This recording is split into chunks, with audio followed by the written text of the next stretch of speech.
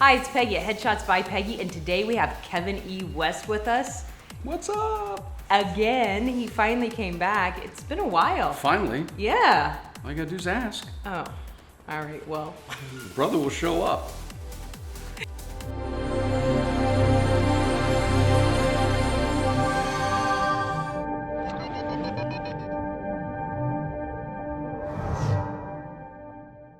If I do anything, it's because I show up.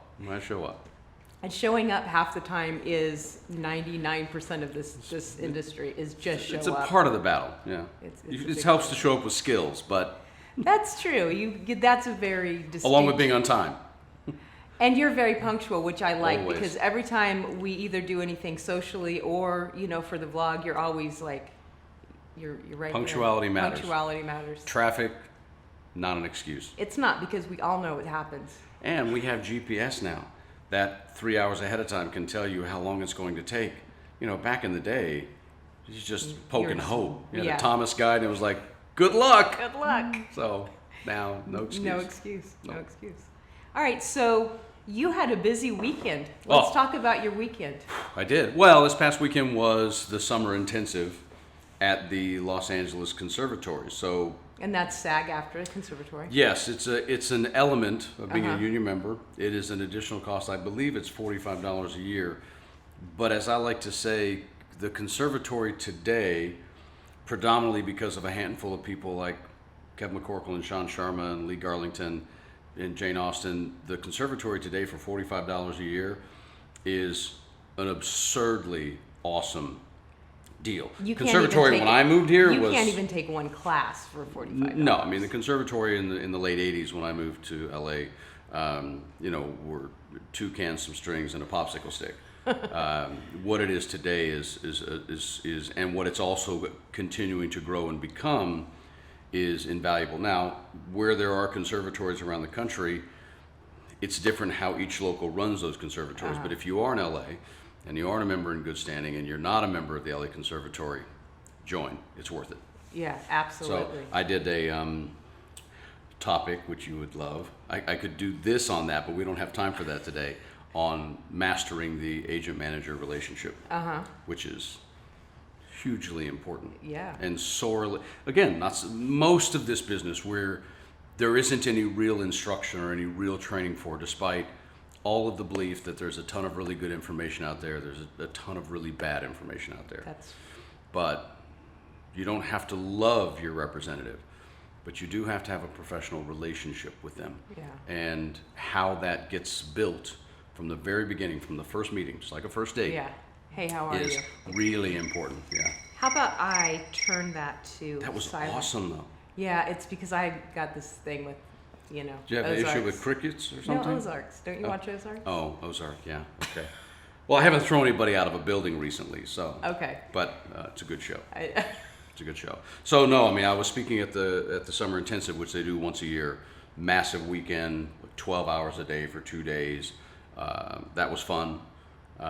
And now preparing, because I think I'm a part of this independent, nonpartisan group called Union Working, unionworking.com, and we are putting on, for the first time in union history, we are putting on a presidential candidate town hall with the 3 main candidates. There are some other people running, but we don't have enough time to do this. This is not a Democratic debate with 27 people on the stage.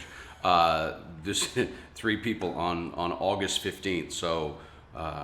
Please, by all means, if you're a member in good standing, go to unionworking.com and RSVP to come to the town hall with Gabrielle Carteris, Jane Austen, and Matthew Modine. It's going to be cool. Perfect. It's not a debate; it's a town hall. A town hall. Yeah, so but that's there's awesome. Some questions, and people can talk and get to know where everybody's vision is, and they all have a set thing that they have to answer to, and then we open the floor for each individual one at a time. But it will be a very informative evening. And where is that going to be held at? Be held at the Faith Presbyterian Church, which is at 5000 Colfax Avenue, Valley Village, 91601. Don't hold me to that zip code because that could be wrong. I'll put it right. But if you just put 5000 Colfax, you'll find it's a big church on the right. But you have to RSVP. Okay, so go to the website, RSVP. Yeah. All right. So that's really cool. So if you're a SAG member, you need to be there because this. Yeah, and the thing is, the ballots go out next Monday, and the event's not till the 15th. But you have until the end of August to send your ballot in. So, take a couple of weeks, do some research, come to the town hall. You don't have to rush to send your ballot in.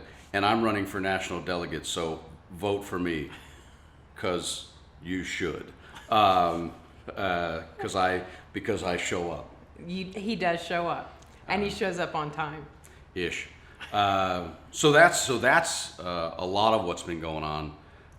From a business standpoint, Peggy, you saw the news. I don't know how many people watching this saw the news, but you saw two things happen this week that are kind of a big deal. Right. One is we have privately, as a union, been on strike against BBH, which is an ad agency that represents several large companies. Right. Since before the commercial negotiations even occurred, in which our new commercial contract officially got ratified on April 30th, I'm pretty sure, but it just went into effect as of June 1, whereas if you were producing something, you would be able to go use our new contract, which has some forward-thinking evolution to it. Most of them are not perfect to me, and this one's not perfect either. It doesn't solve all the problems that, or monetary issues. However, I do believe that we're going to hopefully begin to see some of our union work come back. That has gone away over the last 10 to 15 years. And one of the first elements of that is that BBH lost their argument with us. And now they are officially back as a quote unquote signatory. So welcome back, BBH, whatever. But hopefully, as a general statement, more and more of that will occur. Right. Sure. That's really good. That's good. So there's some other stuff going on besides that. It's kind of exciting. Oh, the Netflix announcement, since you brought up Ozark. Well, my phone kind of helped us out on that. That wasn't... It was an interesting ringtone, though. I liked it. Yeah, the Netflix agreement is huge. It's a little convoluted. I mean, I know that I come here to discuss business because I'm the biz of showbiz guy. Right. I don't want to confuse anybody, but this is also for people who aren't union. This is to begin to understand some of how this multi-billion-dollar business functions.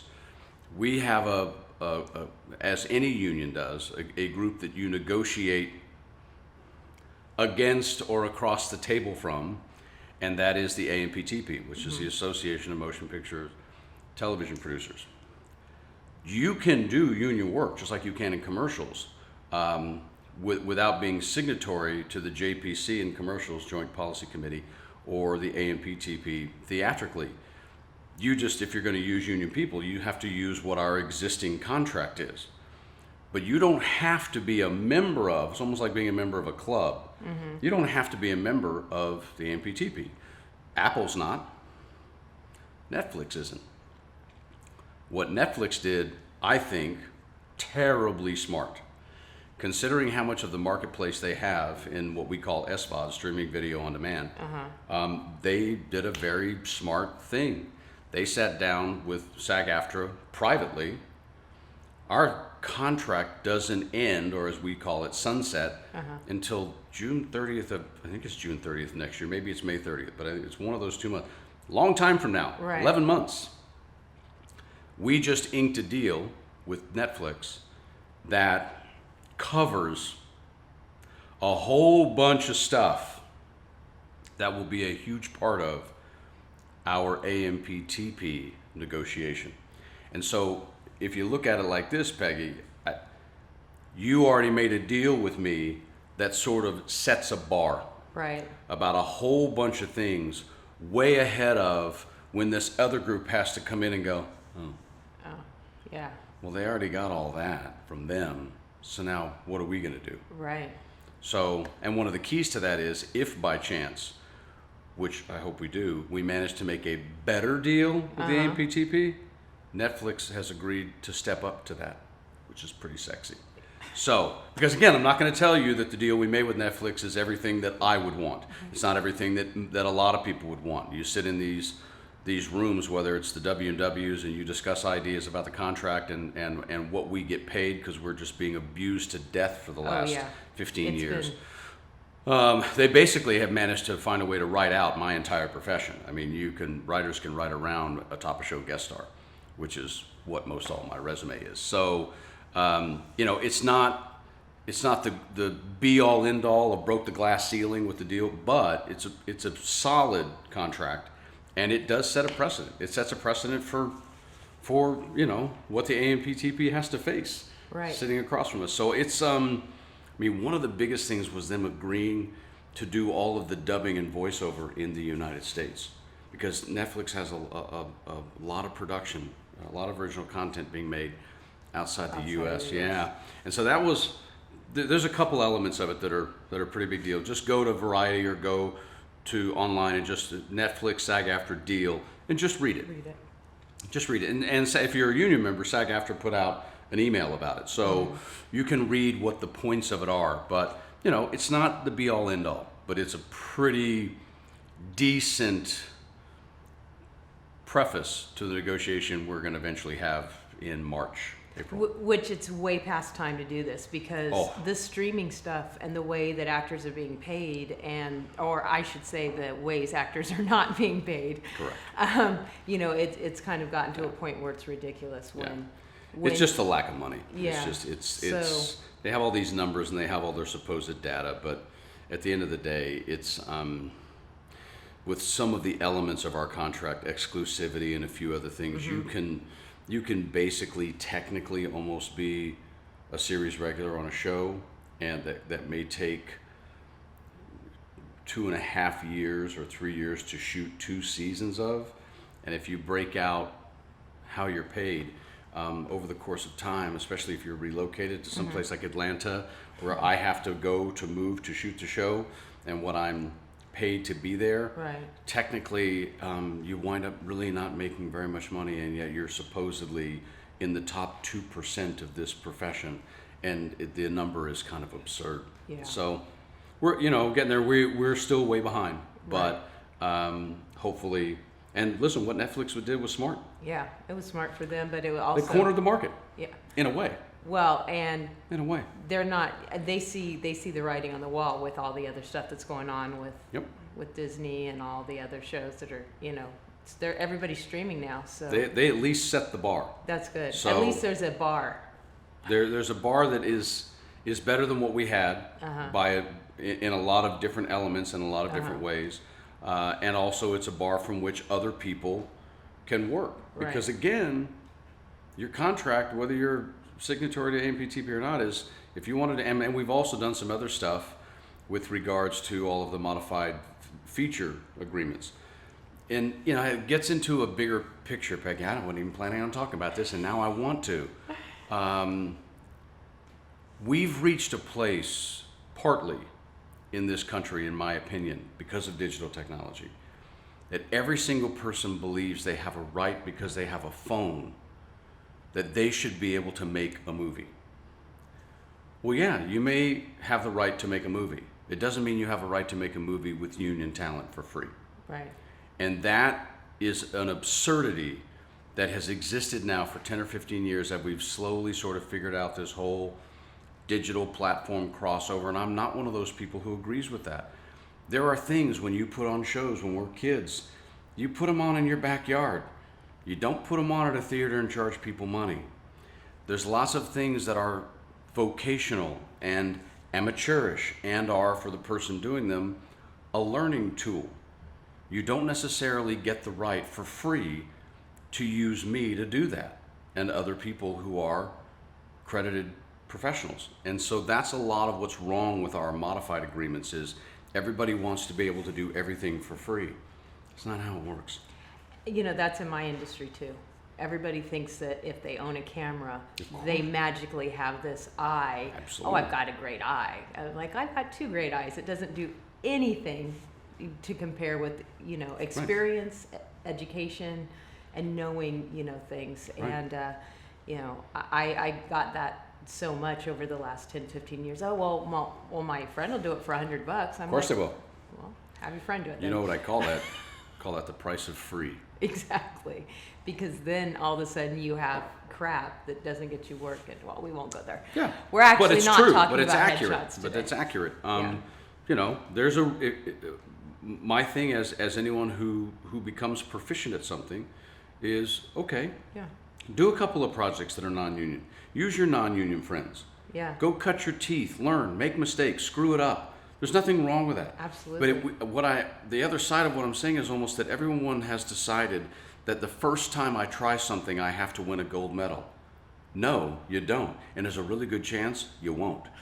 And you don't get to abuse my time or somebody else's time in the Right. process of that learning curve. Right. Again, I used to say this all the time. It's in my book. I say this when I speak.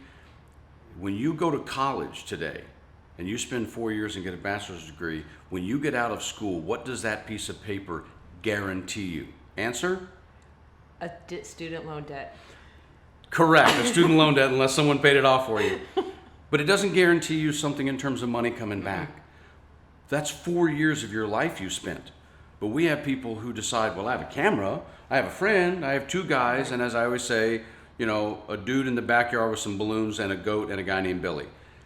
That's fine. Go make Right. that project, but that project doesn't necessarily mean that you should be able to use union talent for nothing. Right. And so that's a large part of those modified agreements we have that's now called SPA, short project agreement, ultra low budget, modified low budget, and low budget, which goes up to 2.5 million.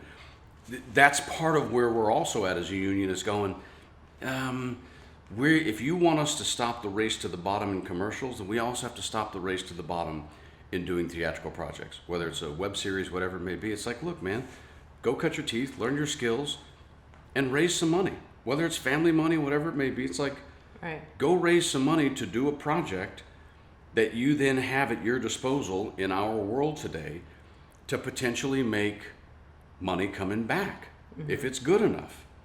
So there's a lot of that that's kind of coupled into this, where the bar is with the Netflix agreement, because that doesn't trickle down, but it equates over to some of what we see in our feature film, new media, web series agreements. There's an element of it that's part of that. That's part of that. For sure, yeah. You mentioned your book. Let's talk about your book. Oh, yes. So I'll let you hold every it. You're way actor, better at this than me. I'm better at holding books. Well, Everybody should be good at something. And clearly, this is my talent. one of your skills. It's one of your skills. But this book, every actor should read. I'm not kidding. Every actor should read this, and this has some amazing stuff in it. Well, I've been doing it for a while. Yeah, you're old like me. Ish, yeah. I'm older than you, love, for sure. 7 Deadly Sins the Actor Overcomes. It's on Amazon. So yeah, get it on Amazon. I'll have links below. Anything you want to say about this? Like, I mean, yeah, I could, you know, there's 70 chapters, for lack of a better phrase, 7 subjects in here. yeah, But this one, one called The Decision, which I speak every second Wednesday at AFI, which is part of being a part of the Right. conservatory. And that would actually be a TED Talk that I would do one day. Yeah. Because I can make it 20 minutes long or I can make it 2 hours. The decision is something that is a discussion about your personal choice. It's related to the business because we make choices to be performers because of being performers. But it doesn't have a lot to do necessarily with the mentality and the psychology of being a human for sale, which is intrinsic if you choose to get a headshot right, and choose to go put yourself into the marketplace. right, I don't care that it's intrinsic. I talk about you sitting down with yourself and making a decision to become a human product for sale, yeah. which is not the same as being a performer. No, it's not, and that's something, you know, Merrick and I talk about that very thing quite a bit because, you know, both of us are basically self-employed. I mean, we both, you know, have flexible schedules. However, when somebody calls me and says, "Hey, I need headshots. Can I come in Wednesday at noon?" I can say, "No, I'm busy. Come in Thursday at 2." And they say, "Okay." Now, somebody calls Merrick and says, "Hey, we booked you and we're shooting Wednesday at noon." He can't say, "Oh man, that's really not convenient for me." That's correct. That's correct. Because you're an employee. And at that point, you're not self-employed. You become an employee. And so it's kind of like it's a real weird. When you think about the life of an actor, it's a really weird dynamic. Right. It really is. And also, you can go, yeah, we hired a black guy. We just hired one that's 6'4". Merrick isn't 6'4". So I'm pretty sure. No. I've met him a couple times. It doesn't mean he wasn't good. Right. It doesn't mean they wouldn't have hired him. It doesn't mean he doesn't physically fit what they want at this time. Kind of like your ex-boyfriend or girlfriend, or perhaps ex-wife or ex-husband. It doesn't mean that they're not great for somebody else. Y'all just not good for each other anymore.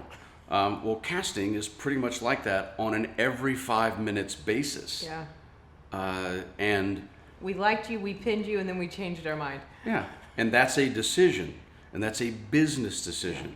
And the reason I call that the decision is for that reason, because you have to make a decision that you want to step into that. You can be an actor anywhere in the world. You don't have to be in Los Angeles. If you're choosing to be, you made that decision. I'm recommending you read the decision, because there's another decision I think you should make that's related to how this is going to affect you in here. Yeah. I get, Peggy, I get offended and get my feelings hurt all the time. I'm a Pisces. People are upsetting to me on a pretty much daily basis. Hollywood doesn't upset me. And I say it in my book because Hollywood makes a promise about what Hollywood is. And they stick to it. That's exactly what Hollywood is. It is the business of selling art, and we are the mechanisms by which they sell it. Mm-hmm. And if you think that that's math and science, you're on crack. It's not. Which means when it's not math and science, somebody reminds me of someone who made fun of me in high school, so I don't want to hire them. That's life. No, you were really great, but we decided to go Asian female. I'm sorry, let me get this right. You were considering me and then you went Asian female. That's like going to the Humane Society and thinking you're going to get a Chihuahua and you walk out with an Akita. They're not the same. But that's casting. Right, exactly. That's business. There's all sorts of stars on star levels where one person was willing to do it, another person was willing to do it. They both had equal resumes or equal whatever, and people go with that person. That happens it doesn't just happen to us, it happens to everybody. Mm-hmm. But there's a psychology to accepting that doesn't necessarily come with 3 months of depression and maybe having an addiction or two. So that's why, with regards to my book, I mean, it's the second chapter for a reason, but it's also the second chapter for a reason. That decision is something we simply don't sit with ourselves and make clear enough. I don't care what age you are. I don't care if you're 18 coming to LA. I don't care if you're 52 and you just sold your business for $10 million and you always wanted to do this. I don't give a crap. That decision to me is hugely important. Yeah, it hugely. Is. Talking about just being 18 and coming to Hollywood, Merrick and I went to watch a podcast. Somebody that we follow on Instagram was on someone's podcast, and they were doing a live thing. And we were sitting there, and they had everyone introduce themselves. And I know this sounds really silly, but we forgot how many people just moved to LA every day to be an actor. There were so many people in there. They were like, yeah, we moved here 3 weeks ago. We're looking for a place to live and maybe a waiting job or something. And, it was like that over and over and over in this room. And we were like, we forgot, people still move to LA every single day on a hope and a dream. And there's a chapter in here called Campus Orientation. Just like a lot of you got at the university you went to, and no one gives you in Los Angeles. And yet this city is a campus. Yeah, you show up and you're like, I don't know what to do now, but I'm here. And Peggy, most people equate the business of show business to what I call in here simply the setup. We equate the business to getting headshots. We equate the business to going to class. It's like, no. Just because you have a car and just because you put gas in it doesn't mean you've spent any time researching or deciding how you're going to get from point A to point B. It doesn't mean headshots aren't important. You can't drive a car without gas, so you can't be a professional actor without a headshot. But the belief that that's the pursuit of the business, Exactly. in my opinion, is completely inaccurate. That's just part of the setup of having the tools. I think the joke that I would always make was I don't know why I did this with regards to snow skiing, but it just always struck me because snow skiing, first of all, is kind of a niche sport. Second of all, it's not cheap. It's expensive. So there's always the one dude, always a dude, who's gone out and he hasn't rented. He's purchased $1,000 skis. And he's purchased $1,000 outfit. He's got the overall and the bib and the thing. It looks great. And he can't get off the damn chairlift. And then you got to stop the chairlift. And someone like me's on the chair behind him going, what the hell's going on? You know, it's like, that's, you know, you look great, but you can't ski. Right. You know, you have pictures and you went to class and all this sort of stuff, but you have no business research done, no specificity about where you're trying to go and what you're trying to do. The pursuit And of how, your career. what's the next step? Like, you have to have a plan. Yeah, that's why, to me, that anytime I see a lot of stuff on the business or show business, usually about 80% of it, I just kind of equate to putting gas in the car. It doesn't actually have anything to do with a map and a direction you're going. So that's also why. Exactly. And I'm not kidding. I really think everybody should read that Thank book. you. I appreciate really do. It was a good book. I'm not an actor. Merrick read it. I read it.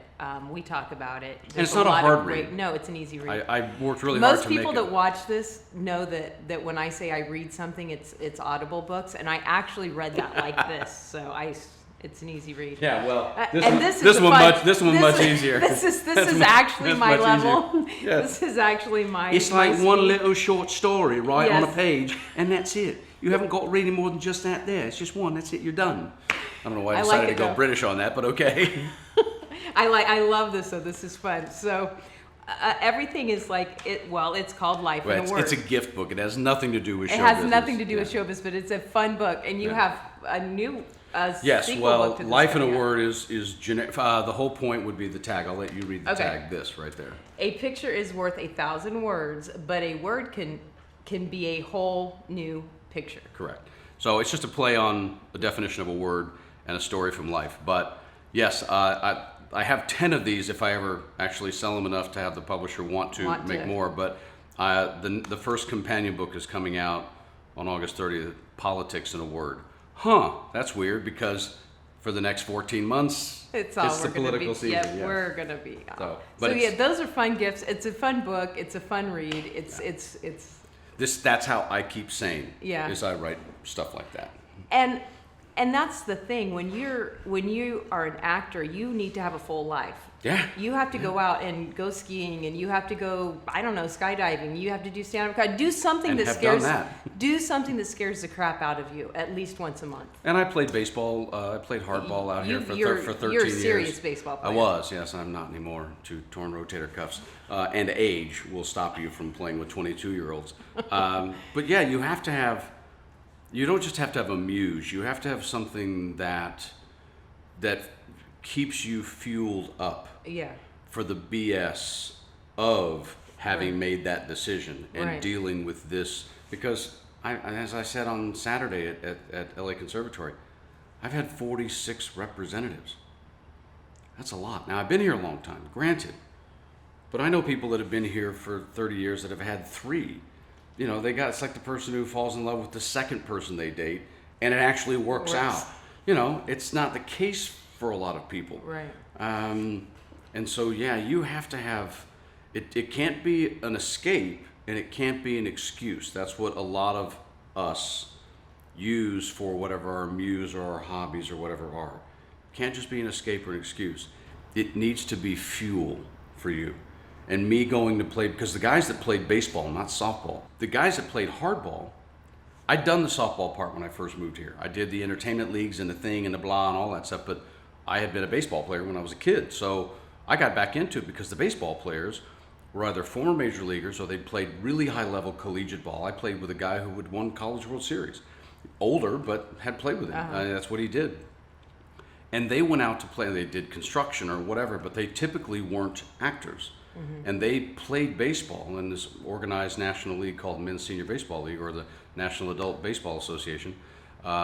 They played baseball because they loved baseball. And I needed a day or a half a day to go out and just be a competitive kid again. That was fuel for me. It wasn't an escape. You could call it an escape, but it wasn't an excuse to not pursue my career or an escape from my career. It was fuel for me as a human. And we have to have those. Now I do these things. Right. But it's because it's easier on your shoulders. Way easier on my rotator cuff, yeah.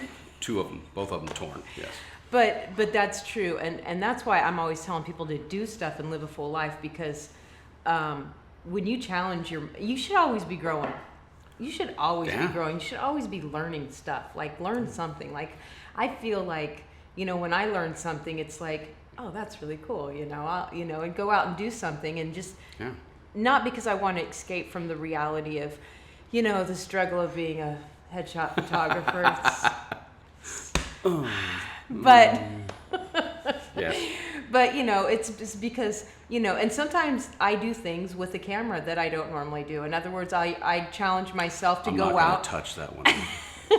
I go out and because I'm not the take pictures of flowers or bumblebees kind of person. I'm a person photographer. But there's a scavenger hunt on Facebook group, and they give you a word, and you take a picture of what that word means to you. I like it. And so it makes you kind of like go out in nature and find things and do things. I like it. And so I'm still using the tool, but I'm not doing headshots. I'm not doing people. I'm expanding my skills. Like, oh, what setting am I gonna have to use to get this way? And see, that would and be you're my growing. book. Yeah, exactly. What if they gave you a word and you took a picture that really wasn't exactly what you were thinking, but it was like, oh, I can no, see that in that there. could fit. Yeah. That's exactly what That's my gift book is. what Exactly what it is. Exactly what it is. You look at the word dance and you go, oh, it danced like, and then you read it, you go, oh. I never thought of it that way before, but I see that. That's what you're doing. That's exactly what it is. And I it love just it. makes you, it just makes your mind work once in a while. Because it's Los sometimes you get Angeles. on. There's a zillion things to do. Oh my God. You can find a niche thing of a something or other, of a fetish, don't care. It doesn't matter. You can find a group basically who does almost anything in this city. And again, my careful thing is that it's not an excuse or an escape. It's something that makes you feel better when you're makes you feel better when you're done. Fills you up, grows you up. Because this business is hard. It's